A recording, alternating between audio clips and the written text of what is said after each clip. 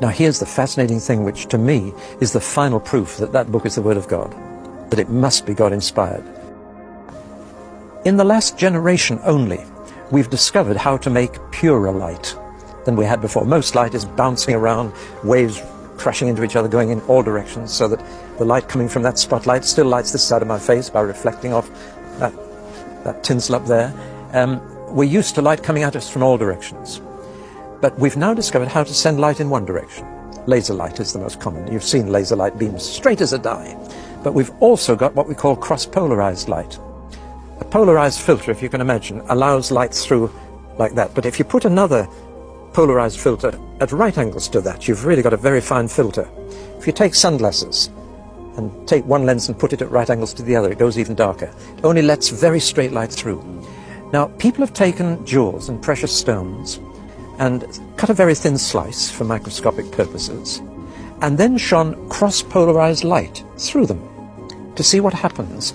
To put it very crudely, what happens to these precious stones in pure light? And one of two entirely different things happens with every jewel. The technical term, to give you a bit of science for a moment, is anisotropic jewels and isotropic jewels. Now what happens is this.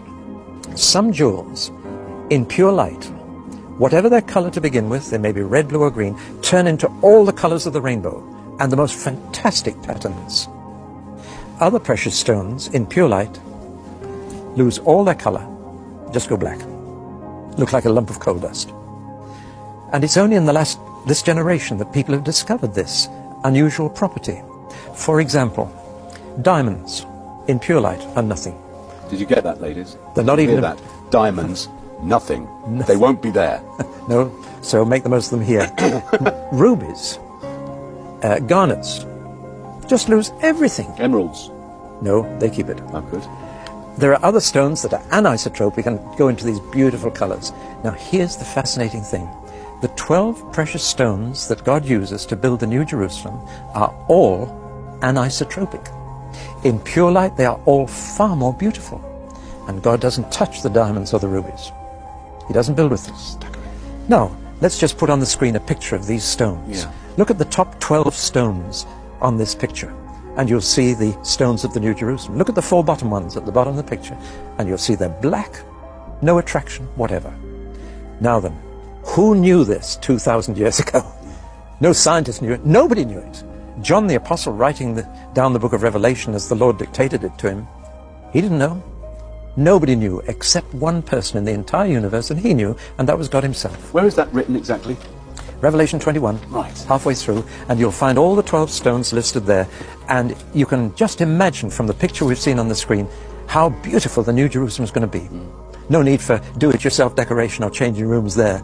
No need. The materials that God uses will be fabulous. From verse 19, 21 right. Verse 19. Read them out. The first foundation was jasper. Yeah. The second, sapphire. The third, chalcedony. The fourth, emerald. The fifth, sardonyx. The sixth, carnelian. The seventh, chrysolite. The eighth, beryl. The ninth, topaz. The 10th, chrysoprase. The 11th, jacinth. And the 12th, amethyst. No diamonds, no rubies, no garnets, because they're isotropic. Now, isn't that amazing? To me, that one thing alone would prove that the Bible was inspired by God, because nobody could have known this. They didn't know it until our generation. But there it is.